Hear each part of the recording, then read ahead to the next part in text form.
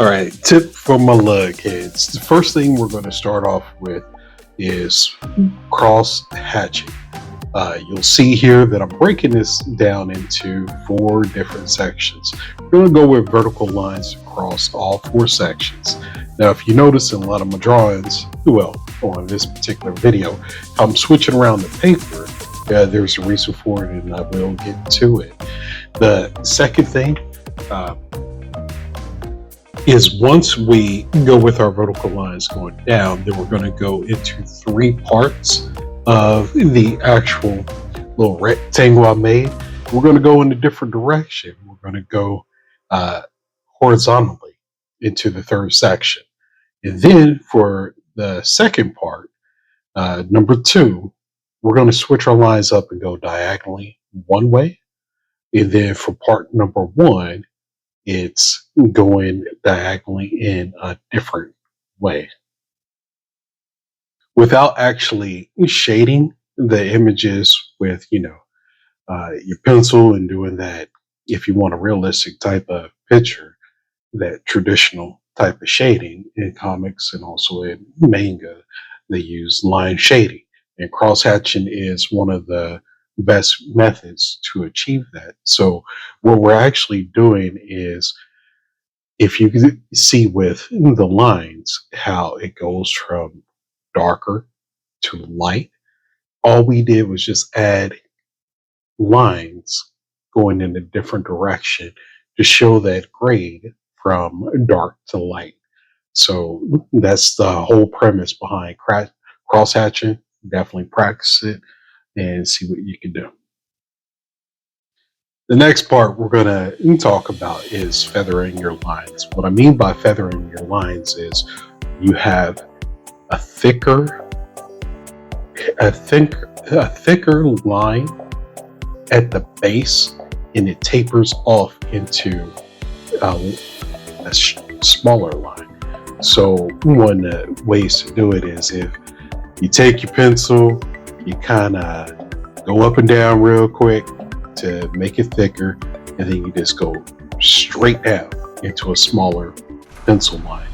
Now, as you can tell, while I was doing this, that I switch my paper around, constantly rotating the paper. The main reason for that, my lug heads, is it's easier to go with your pencil going in a downstroke than it is in an upstroke. When you naturally go down with your pencil in the downward motion, you could draw a straighter line without using a ruler. It's a little bit more difficult to control your line if you're going horizontally or using the method of going from down to up for your stroke. You'll find it a lot easier to just focus on the downward motion, get straighter lines that way, and more control. So I'm not the only one that does it. I'm not reinventing the wheel. A lot of artists do that technique, and this is the portion of feathering the lines. I'm gonna sketch out an arm real quickly because I'm wanting to show something else when it comes to how I ink the picture. And on the arm, it ain't gotta be perfect, but I just want to get across the method. You'll notice on a lot of my videos, and I'll talk about things not being perfect. Really, in all honesty, my lug heads, you need to practice as if you were trying to make it perfect. I'm trying to get in a better habit of doing that. Practice like you're going to draw for real, so that way it's a little bit easier for you. So now I got that established, we're looking at our light source, and we're going into establishing our darks. I mentioned it a couple of times in this video. I believe strongly in establishing my darks first and foremost. Just kind of lets me realize what I need to focus on. So now that I got those lights, it is time to feather in line shade with our figure that we have. what we're going to try to work on is using those lines to come out. So see, now I'm turning the page, I'm going with the downward motion, and yeah, I'll be slacking sometimes. I do go up with it. It is just depends upon your level of comfort with your hand and keeping it steady. So with our darks, we're going to be adding in our lines to add more depth. And what I'm doing is I am feathering those lines, as I mentioned to you.